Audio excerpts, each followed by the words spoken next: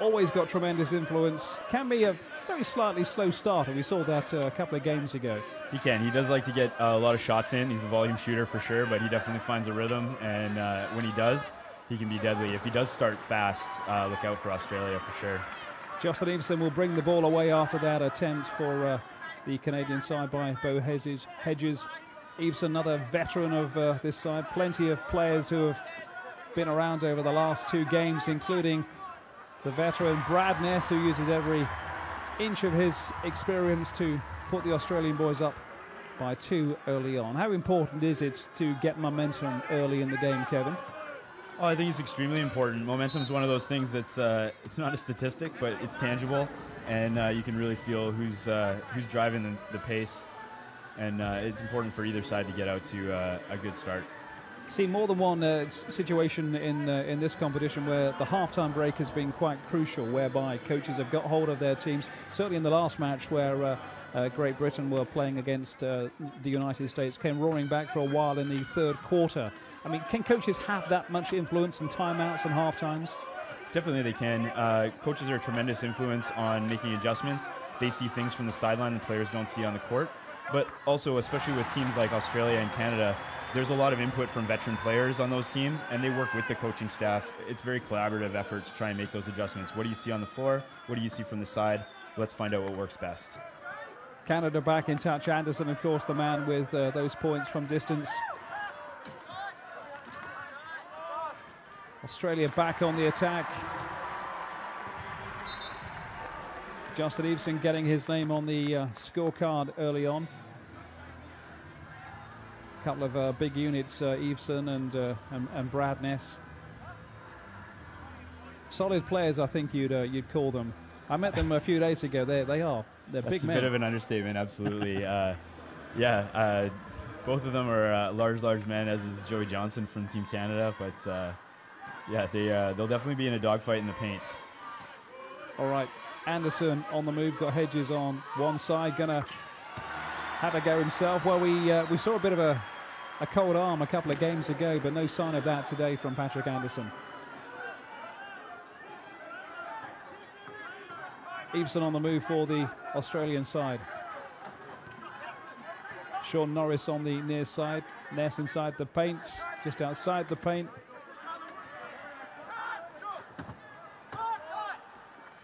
Norris it is who delivers.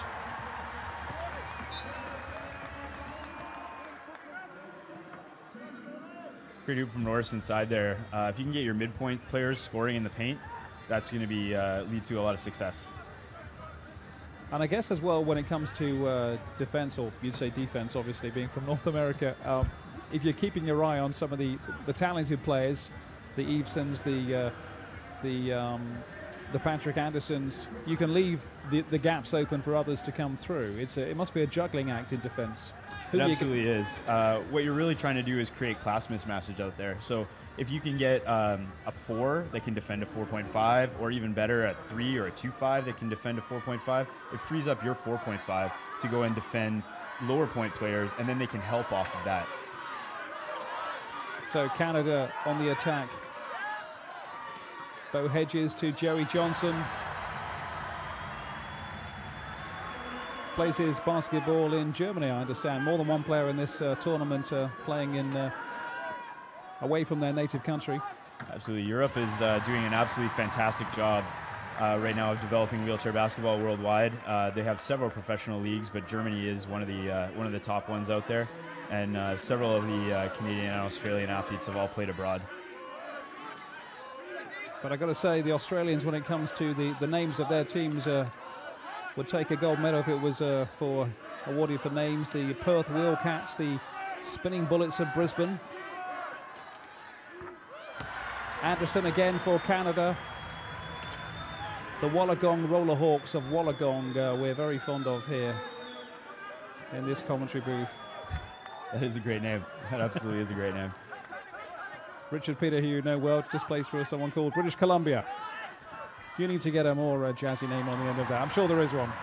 We do. I think even in North America, we're pretty confident with just our like provincial names or state names in the United States. But yeah, we should be a little bit more creative. When we have club basketball, we do have some pretty creative names. We actually had an Australian coach for a while, so we called our teams the Dingoes and poke fun at him a little bit. But he's actually watching the broadcast tonight from Australia. He's recently moved back there. Joey Johnson with that attempt. Yannick Blair in the mix for the Australian team. Sean Norris on the ball. Inside the paint to one of the big men. Brad Ness going close. Anderson will look for Hedges, who tries to make some ground before hitting traffic in the middle, and if not, he'll go alone. How pleased were you within the Canadian setup when Patrick Anderson came back into the fold? Because he took a hiatus for, what was it, 2 years? Yeah, absolutely. He did take a little bit of a break. Pat's taken a few breaks over his length of time on the national team, but that was sort of the most significant one, to miss a World Championships. And Pat coming back is a huge win for Canada, as he is probably the world's best wheelchair basketball player. Few would argue with that. Maybe Justin Eveson would like to discuss it at some stage. And but yeah, Patrick Anderson, one of the great names of this sport. And if you dig into his history, as we were doing earlier, quite remarkable. You're telling me that he just missed the cut for Atlanta in '96. How old was he then? Absolutely, very young, just turning 17, and he really wanted that pretty badly. But Canada didn't do quite as well at '96 Paralympics. But when he did make the team in 1998, he definitely showed his stuff to the world. Another of the Canadian veterans, Joey Johnson. He's been around since Sydney in 2000, going close there.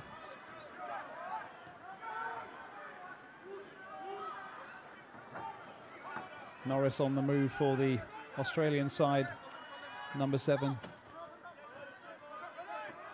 Brad Ness, one of the big units on this team, looking for Justin Eveson, being mopped up by Bo Hedges.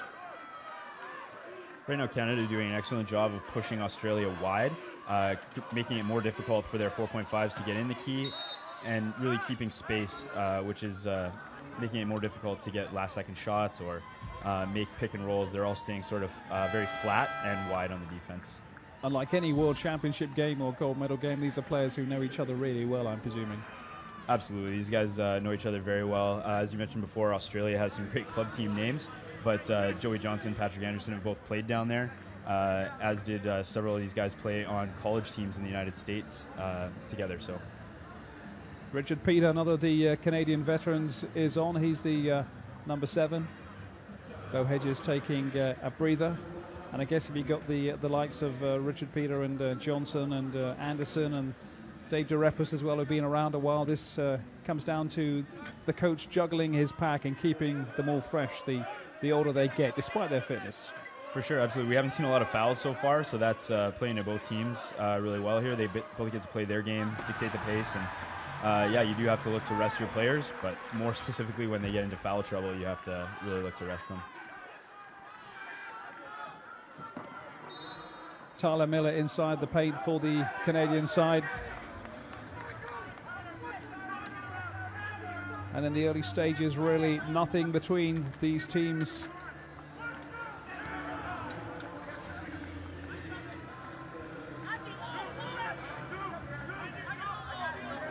Passionate crowds watching this wheelchair basketball in London from start to finish.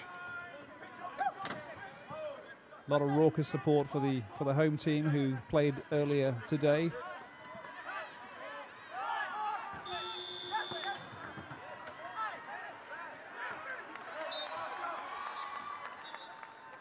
We should mention as well, Kevin, that for the likes of Jerry Tonello and Beth Etheridge, it's not just the tactics and the formation. They've got to judge the various classifications of the players that take part on these team rosters, because you're classified according to your impairment.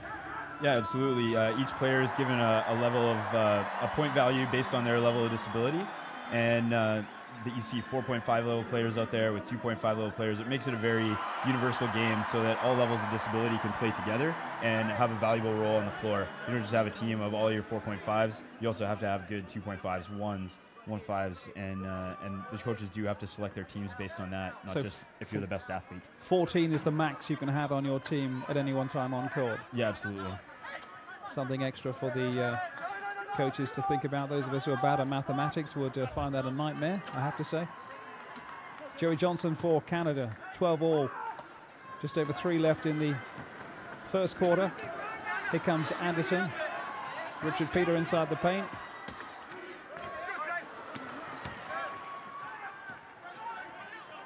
Eveson bringing it away for the Australian side.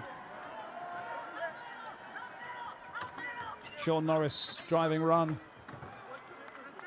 Great back pick by Eveson there, looking to keep the player out and create space for Norris there. So that really does start away from the ball and allows Norris to create that play.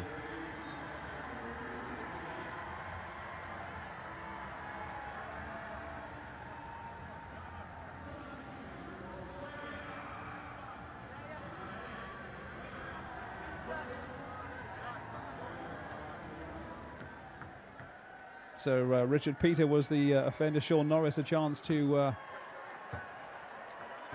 put his side into the lead.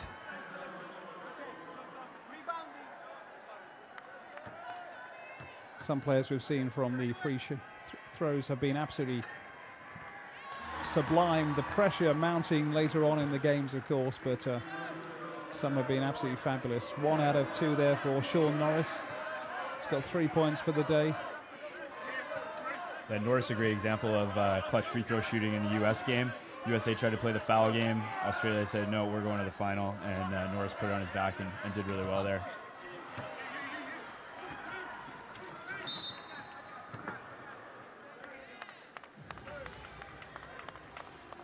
Just clipping the side of the wheel there.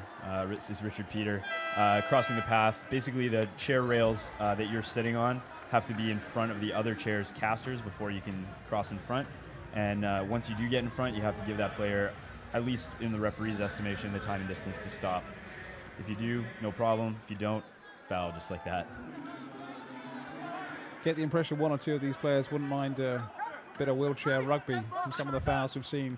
Maybe some of them play wheelchair rugby as well. I don't know, certainly not at this level. Unfortunately, no. At wheelchair rugby, you have to have impairment in your upper limbs as well as your lower limbs, but I know a lot of these guys would love to play a little rugby.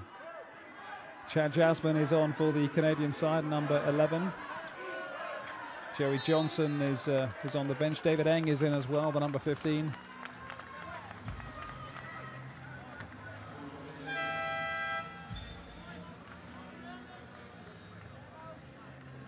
Canadian player just touching his equipment to the ground.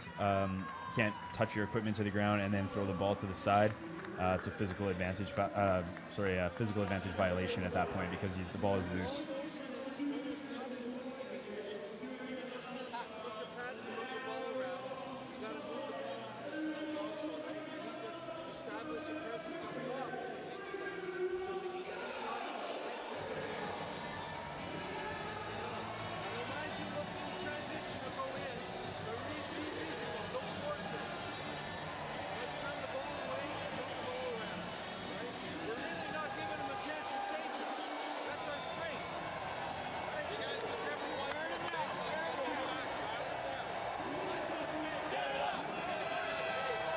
Advice coming in from Jerry Turnello. Doesn't seem at all unhappy with the way things are going so far.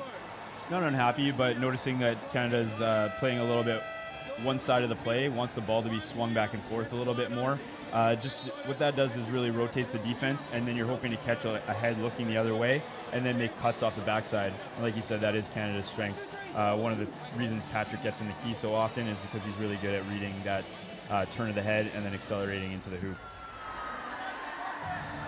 Voice of Kevin Barry from British Columbia with us, who plays, coaches, and wheelchair basketball and wheelchair rugby as well. That's right. You played on the same team as the likes of Patrick Anderson as well? Patrick, Richard, Bo, a bunch of them, yeah. We play our club level ball together. Formidable players. Likewise, Justin Eveson.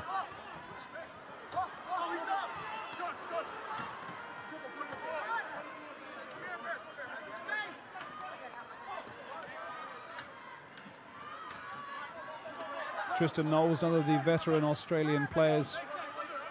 Norris on the far side. Yannick Blair getting a lot of attention. Some great offensive rebounding by Australia here. If they can keep that up, they'll definitely control the pace a little bit more. And like to see low pointers getting in there too and getting the rebounds when they can. Australia ahead by 3. Everson twisting and turning.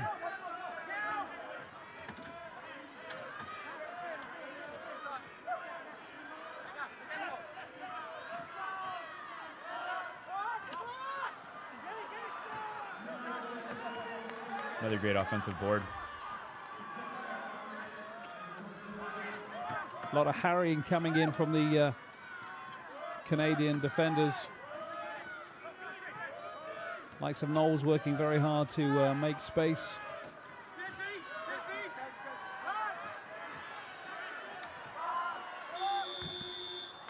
Yeah, time running out, and that's good play by the Canadian defenders because they were denying a lot of space, a lot of opportunities for the Australian attack.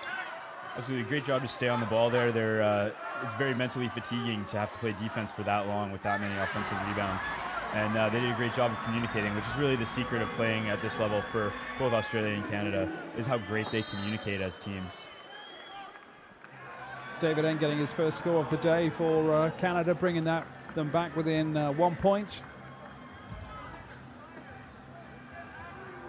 Heading towards the end of the first quarter.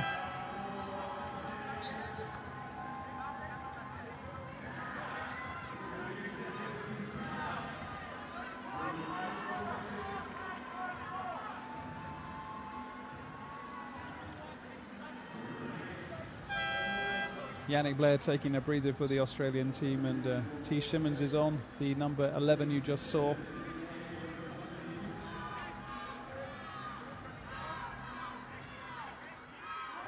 Brett Stibner's number 6 as well, just inside the paint defending. On the ball now for Australia, who are going to break away. Sean Norris, but there's the hooter for the end of the first quarter with Australia with that 1 point advantage, as close as we expected it to be. Give us your thoughts on that opening period, Kevin Barry. Well, all the key contributors are getting involved, and as you said, it's a very close game. Low pointer rebounding by Australia, really doing a fantastic job for them right now, and great screening game and shot making from Patrick Anderson. Is this game going to come down to the big names, the star names, as indeed a lot of sport at a higher level, whether someone like Eveson or Anderson or Ness can deliver when the pressure is really on? Is that what's going to separate these two sides? I would think so. I think like you mentioned, in any sport, you really want your best players to excel on the biggest stage. And I think that guys like Ness, Eveson, and Anderson are built to do that. Look for players like Richard Peter and Joey Johnson from Canada as well, and Sean Norris from Australia. All those players will contribute down the stretch, but definitely look hard at Ness and Anderson.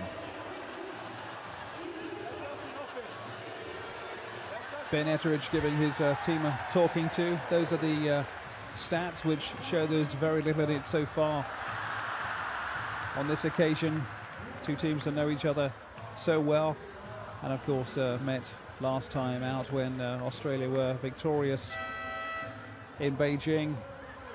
So payback is the word that may be on the minds of your Canadian colleagues, Kevin. I would think so. You can see the stats there. Canada actually shooting a decent percentage, around 47-48%.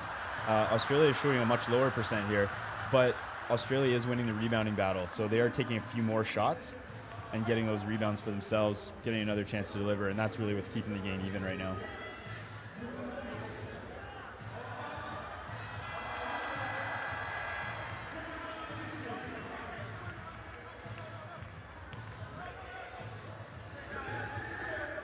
And of course what these fans want is for this game to be as close as this when we're talking about 20 or 30 minutes time, if it can stay within 1 or 2 points. That's what every set of neutral fans would like anyway. Of course, a lot of Australians and Canadians at the North Greenwich Arena watching their side. Well, I think everybody watching will get their money's worth from this game for sure.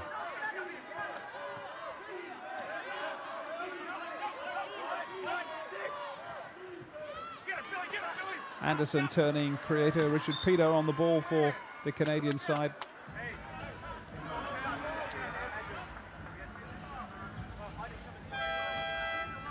What's really helping Canada here is that Anderson hit some shots early, so now people have to commit to him, jump out and attack him, which is opening up their pick and roll game. You see Chad Jasmine rolling to the hoop, but all the eyes go to Pat, and then you see Richard Peter come in through the back door and grab the rebound. And that's really what you want. As soon as Ness starts hitting the same, you'll see the same thing work for Australia.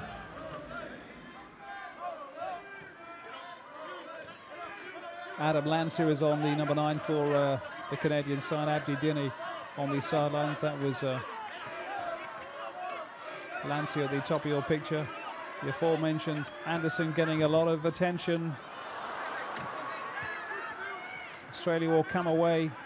Brett Stibners.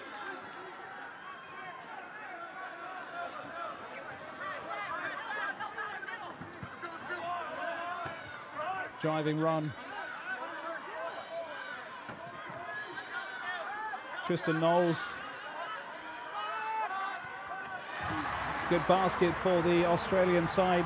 Bill Latham for the aforementioned Spinning Bullets team of Brisbane. Yeah, Australia really using their height advantage here and physical play.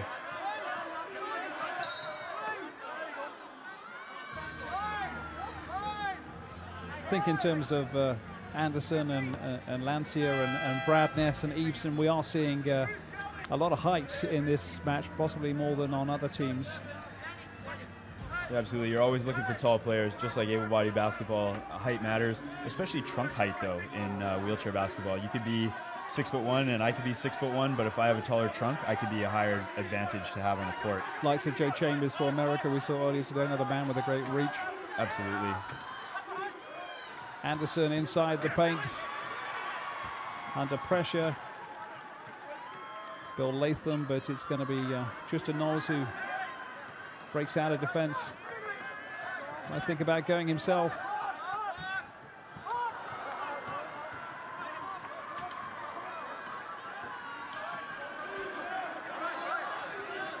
Lancier, one of those players who plays outside of Canada, plays for Valladolid in the northern part of Spain. Another proud basketball playing country, Spain, of course. Won their playoff earlier today, their 5th and 6th place playoff against Germany.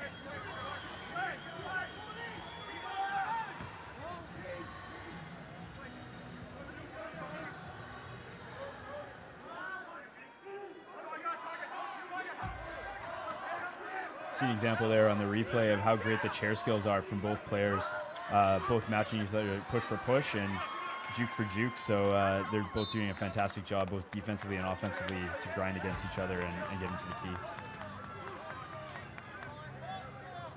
What is interesting as well is that not all of the players who we see playing, and I'm thinking in terms of the likes of the ones I've met, like Justin Eveson and Brad Ness, spend their days in a chair. They walk around like you and I, so their skills, to my mind, in a chair are quite remarkable, given that they aren't doing it all the time. Yeah, absolutely. They work very hard in the chairs, practicing hours and hours to get there and to really be at the same level as somebody with a disability that uses a chair a lot. A lot of the amputees you will see use prosthetics, but some of them do use a day chair in their daily lives as well, just to give their stumps a rest. But yeah, you're right. It's not a natural thing for an amputee necessarily to jump into a chair, but they can play and they can get a lot of athletic freedom from using the chair. So perhaps a little bit of concern in the Canadian ranks with that 5-point advantage so far to Australia. Anderson, the man to reduce the deficit.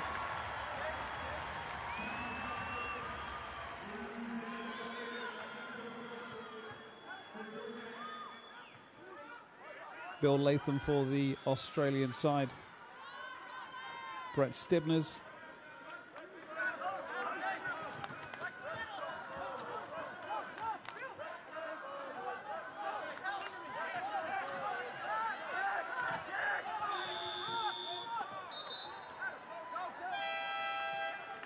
just a shot clock violation there. Referee just determined that wasn't 100% sure that Canada would get the rebound. If there's a shot clock violation and you're not sure, you have to blow the whistle and give it to the team that should possess the ball. Otherwise, they just let them go for the rebound and keep playing. Abdi Dini is on, the number 10 for Canada. Chad Jasmine is out. That's Michael Hartnett for Australia. Justin Eveson back on as well for the Australian side, the number 4 here, challenging Jerry Johnson. Anderson on the drive. That's a great job on Canada's part there. Again, Australia believing that Patrick's a great shooter, jumps out to him. Bo Hedges pick and roll. Patrick sees that Bo is going to have a taller player on him attacking the hoop now. He has a smaller player on him, and he attacks that. Smart foul by Australia, making sure that Patrick doesn't get an easy look at the basket.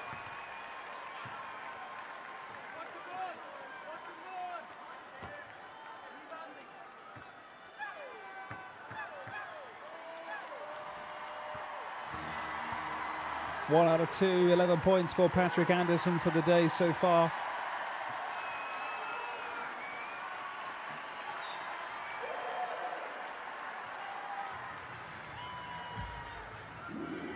Two-point lead. It's the old guard of Ness and Eveson trying to combine again for the Australian side.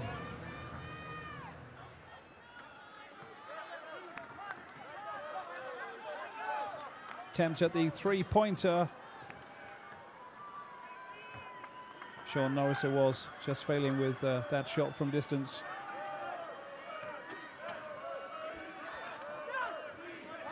Tyler Miller to Hedges to Anderson. Ness will feed Norris.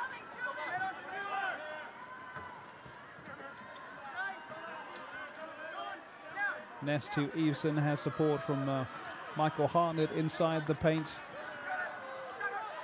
Good pressure from the Canadian defenders.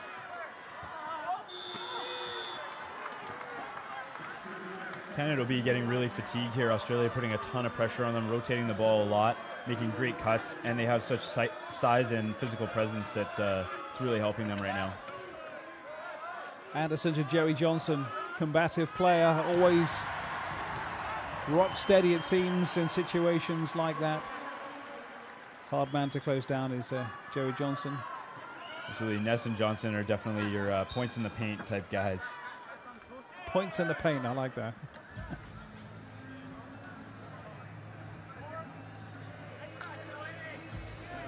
Brad Ness plays for the Be Active Perth Wheelcats on the coast in Australia. Bo Hedges plays in the United States. He does, playing for University of Alabama right now.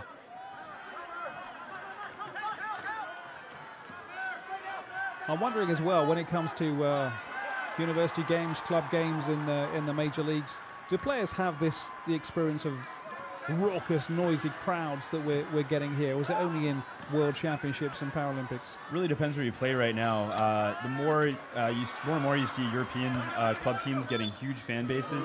The team that Joey Johnson plays for in Londil, they have a terrific fan base, sometimes getting 1,000 fans out to a game, but still not quite crowds like this. In North America, more typically you'll see 200 to 500 people. Sometimes you're only playing for your friends and family if it's more of a local club game, not a national championship or something like that.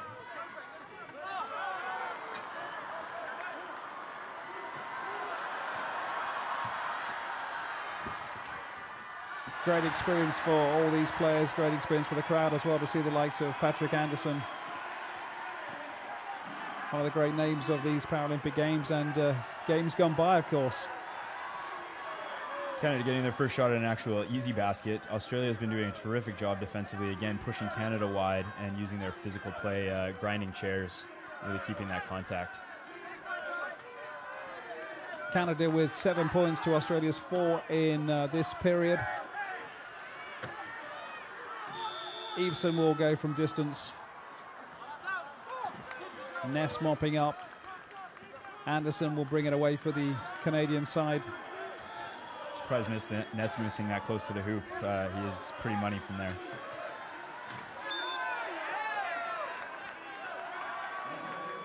And Patrick with an offensive foul. Player gave him the time and distance to stop. He's busy checking his shoulders and whack. See a foul there. Looks almost a bit of an uneven contest between Patrick Anderson and little Michael Hartnett. Somewhat lower in stature is the Australian number 8, puts himself about a lot. Yeah, Patrick beat him on the first one. Now he's getting it back on the second one. So they're even Steven again. 21-19, Canada ahead. Joey Tonello's team doing what's asked of them by their coach.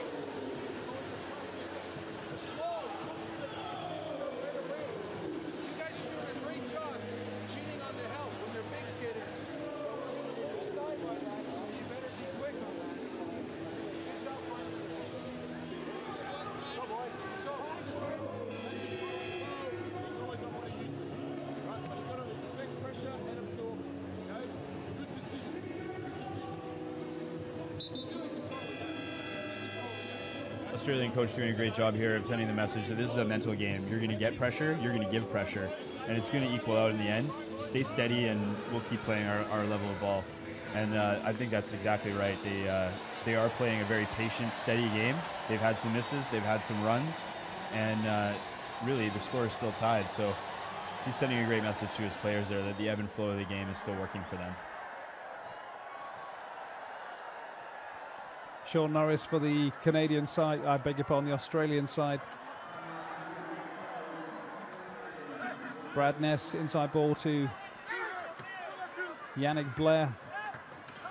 Back to the big man. Missed one a couple of moments ago, didn't miss that one.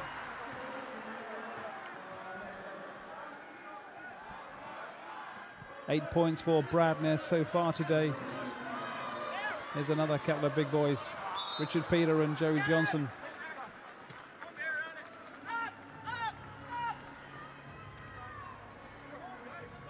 Richard Peter is possibly the scariest looking player I've seen in the Paralympics, Kevin Bowery. He's a bit of a monster. His nickname's actually Bear, so yeah, his hands are big enough that if you throw the basketball in his direction, he can just grab it with one hand, so you wouldn't want to go up against him too often. I'm sure he's a very nice chap. He is actually one of the sort of wittiest, funniest guys on the team, and really good team guy. Sean Norris got those last points for the Australian side to give them that 2-point advantage heading towards the end of the second period.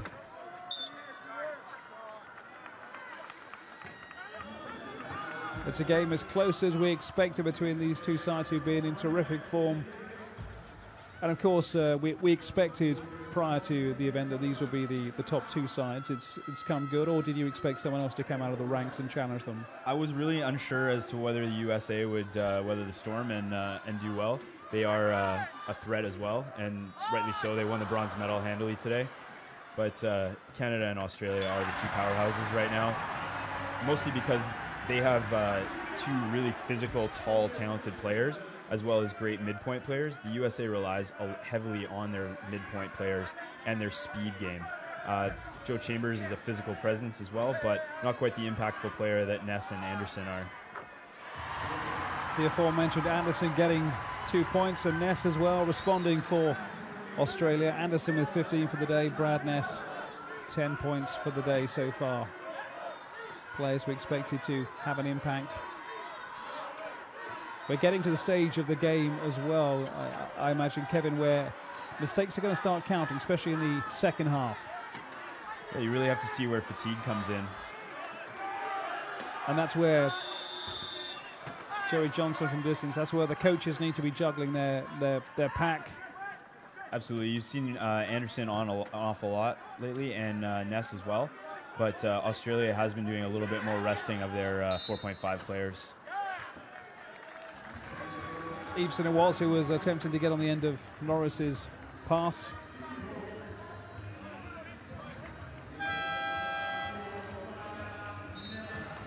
Minute to go on the clock. Tristan Knowles, another of the veteran players for the Australian side. Played in Athens and Beijing. A lot of experience through both of these teams if we look who's been around since at least 04 for Australia. Eveson and Norris and Knowles and Brad Ness. Experience that allows Eveson to net baskets like that, and as we said before, Dave Durepis and Bo Hedges and Richard Peter. I mean, most of your roster has been around at least 2 games. Yeah, a good chunk of them have been on the team since 1996, or at least World Championships just following. So they do have a ton of depth. Just at the line here, you saw a free throw with nobody lined up. There was an unsportsmanlike foul. The Australian player was ahead of anybody else and was fouled from behind. It's called a clear path foul, and so therefore they get 2 shots from the line and the ball.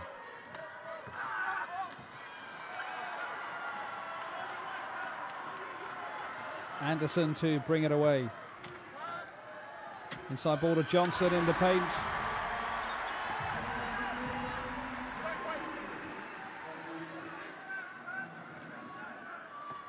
He's not a flamboyant player, Joey Johnson, but he's very effective.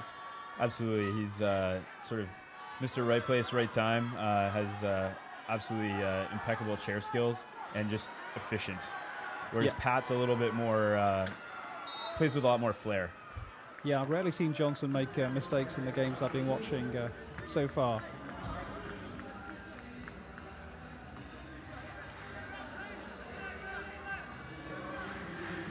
And I guess as well as getting the right players into the right parts of the attack. You know, some players, what we saw with Johnny Pollock on the British side, renowned from having a go from distance. But Johnson always seems to get the ball just where he needs it and just where he delivers. Absolutely, and the offense is designed around that as well. One of the strengths of any team is whether or not they have quality low-point players who can shoot from behind the screens. Most teams have really, really talented 4.5 or 3.5 level shooters who end up taking a lot of the shots from behind the screen, but then the pick and rolls get stifled because when somebody jumps the higher point player, the lower point player is now rolling to the basket, much more difficult for them. Seconds on the clock, so Eveson went for the 3-pointer. Nothing between these 2 teams apart from 1 point to the good in favor of the Australian side. 27-26. Plenty for Ben Etheridge and Jerry Tonello to talk to their teams about during the halftime break. Kevin Bowery is our analyst today.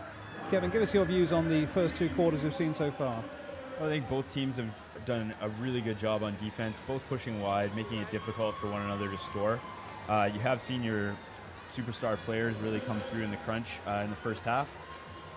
Maybe it is a bit of a defensive battle right now. The score is not super high. Elite level scoring is sort of in that 20-point range per quarter. Neither team's really doing that, but they're scoring at a decently efficient rate, so it really is the defenses that are shining here. Okay, well, let's see if that stays the same or changes when we come back for the third quarter in about 15 minutes' time. And stay with us, and we'll talk to you then.